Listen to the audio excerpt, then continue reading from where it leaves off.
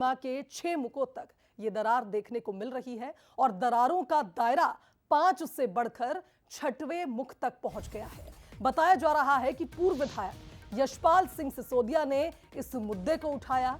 उन्होंने कुछ तस्वीरों को भी साझा किया और ये बात पर चिंता जताई है कि प्रतिमा में जिस तरह से दरारें बढ़ रही हैं, संरक्षण के लिए आप कोई ठोस कदम उठाना होगा।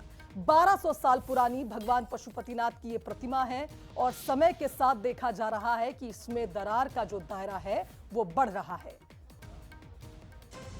तो 7 फीट ऊंची ये प्रतिमा भगवान पशुपतिनाथ की, धीरे धीरे इसमें जो दरारें हैं उनका दायरा बढ़ रहा है।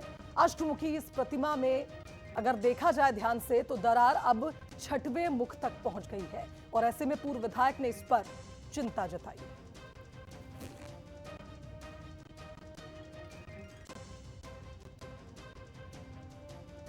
चलिए इस खबर पर संवाददाता पीयूष का रुख कर लेते हैं, हमारे साथ लाइव जुड़ गए हैं। पीयूष, जिस तरह से मंदिर में मौजूद इस प्रतिमा को हम देखते आ रहे हैं, 1200 साल पुरानी ये बताई जा रही है, लेकिन अब जो दरारें हैं वो 6वें मुख तक पहुंच गई है। बिल्कुल सही बात अगर हम ये कहेंगे, अगर पूर्व विधायक ने पहल की है कि अब संरक्षण की ओर मंदिर को ध्यान देना चाहिए, क्योंकि ये प्रतिमा है, इससे आस्था जुड़ी है लोगों की और बहुत भव्य ये मंदिर है, काफी पुराना। बिल्कुल आपने सही कहा शुभांगी। 1200 साल पुरानी ये प्रतिमा है और इसका अपने आप में एक कहीं न कहीं आध्यात्मिक महत्व तो है ही। साथ में हम लोग बात करें तो यहाँ पर मध्य प्रदेश ही नहीं बल्कि देश भर से जो श्रद्धालु हैं, वो मंदसौर के पशुपतिनाथ भगवान की इस अष्टमुखी प्रतिमा के कहीं न कहीं दर्शन करने के लिए पहुँचते भी हैं।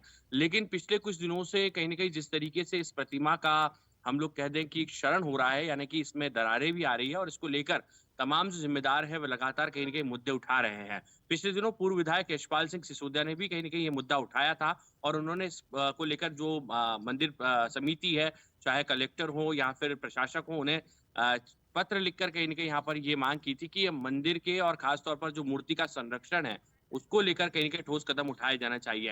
हालाँकि ये चिंता का विषय इसलिए भी है क्योंकि ये मूर्ति चलिए बहुत ही पीयूष, मैं दुर्लभ आपको मानी रोकना जाती है। चाहूंगी, हमारे साथ पूर्व विधायक यशपाल सिंह सिसोदिया फोन लाइन पर जुड़ गए, उनका रुख कर लेते हैं। यशपाल जी, बहुत स्वागत है आपका बंसल न्यूज पर। और जो पहल आपने की है और हम इसका स्वागत भी करते हैं, जिस तरह से हमारे मंदिरों में 1200 साल पुरानी, अगर पशुपतिनाथ जी की इस प्रतिमा को हम देखें, 1200 साल पुरानी ये बताई जा रही है और अगर अब इसमें दरारें आ रही हैं तो निश्चित ही संरक्षण के लिए कदम उठाने होंगे। निश्चित रूप से ये प्रतिमा अद्भुत नयनाभिराम प्रतिमा है, विश्व में अद्वितीय प्रतिमा है। ऐसी प्रतिमा 7.5 फीट ऊंची, करीब 45 क्विंटल 45 क्विंटल वजन की अष्टमुखी नयनाभिराम पशुपतिनाथ महादेव की प्रतिमा कहीं नहीं है। नेपाल में प्रतिमा है, लेकिन नेपाल की बहुत छोटी है। हमारी प्रतिमा बहुत विशाल आकार की है, बहुत स्वरूप की। शिवना मैया से प्रकट हुई थी, शिवना नदी में से ये प्राप्त हुई थी और इसके प्रारंभ में नीचे के मुख, चूंकि शिवना नदी में वर्षों तक ये मूर्ति दबी पड़ी थी, इसलिए नीचे के मुख तो शुरू से ही ये इसके क्षरण हो गए थे, खराब हो गए थे। लगभग 3 बार इसको लिप करके केमिकल से इसको ठीक करने का भी काम किया था, 2005-7 में, 2011 में जी।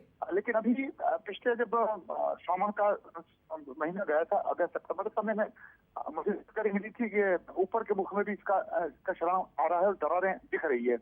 तब मैंने माननीय मुख्यमंत्री डॉक्टर मोहन यादव जी से एक्स पर ट्विटर पर इस बात को लेकर के पत्र लिख करके मैंने मांग की थी कि एक्सपर्ट्स को बुलाया जाना चाहिए, विशेष करके भारत सरकार का जो पुरातत्व मंत्रालय है, मध्य प्रदेश की सरकार का जो पुरातत्व मंत्रालय है, जो इसके विषय विशेषज्ञ हैं, वो आकर के इसको देखे, परीक्षण करे और इसका लेप करने का काम, ये ऊपर के मुख क्षरण हो रहे हैं उस परिस्थिति में जब अब गर्भगृह में पानी का उपयोग बिल्कुल बंद हो गया है, गर्भगृह में प्रवेश बंद हो गया है। पहले काफी बड़ी मात्रा में लोग अंदर जाते थे, पूरी प्रतिमा को खींचते थे, रगड़ते थे, बाजार का गुलाल वगैरह ये वो सब केमिकल लगाया जाता था, सब प्रतिबंधित हो गया है।